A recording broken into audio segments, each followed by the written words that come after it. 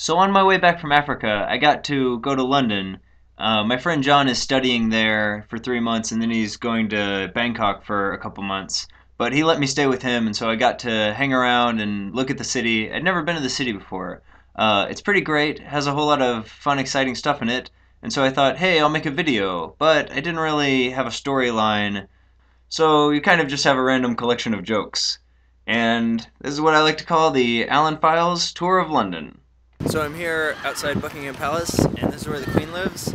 And I'm not sure if it's Queen Latifah or the band Queen, but it's a pretty big place. So here I am, clock tower in the background. Famous clock tower.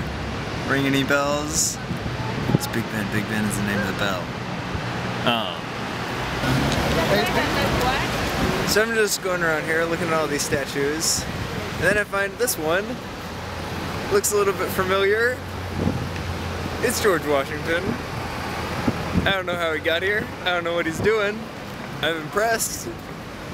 Here I am with a British telephone booth, and as far as my understanding is, British telephone booths, the main difference between American telephone booths and British telephone booths is that the British ones can't go back in time, a la Bill and Ted.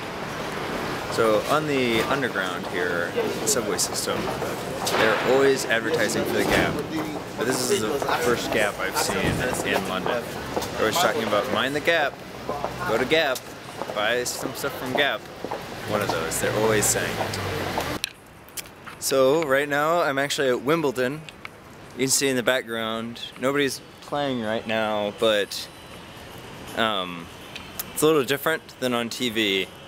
Just because, you know, TV, so can't believe I'm here. This is amazing. So normally I have a lot of trouble finding out what to eat for lunch. There's just like a million options. But then my policy of eat at the place that has the funniest name worked out perfectly, and the bibimbap was delicious. So my theory about the London Eye is that it was made to be just a terrible eyesore. So everybody goes on it because it's the only place you can be where you don't have to see it. And that's how it makes so much money. So I just went and picked up a little something for breakfast at a corner store. Lady says it's 80 pence or whatever, and I just start pulling out coins and throw them on the ground. I had no idea what coin is what. She's like, "You American?" It's a little easy to tell. It's a good breakfast.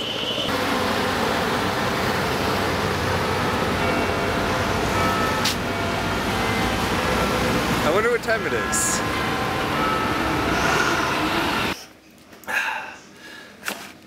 Well, very glad that Alan can come and spend a couple days with me. Sadly, his time has come to an end. I think he's had a pretty good time. I think I've showed him a pretty well-rounded view of London and the city that I live in, and I hope that he would agree with me. And I'll see him maybe in Bangkok, Thailand in a few months. Don't be taxed without representation, Alan. Okay, George.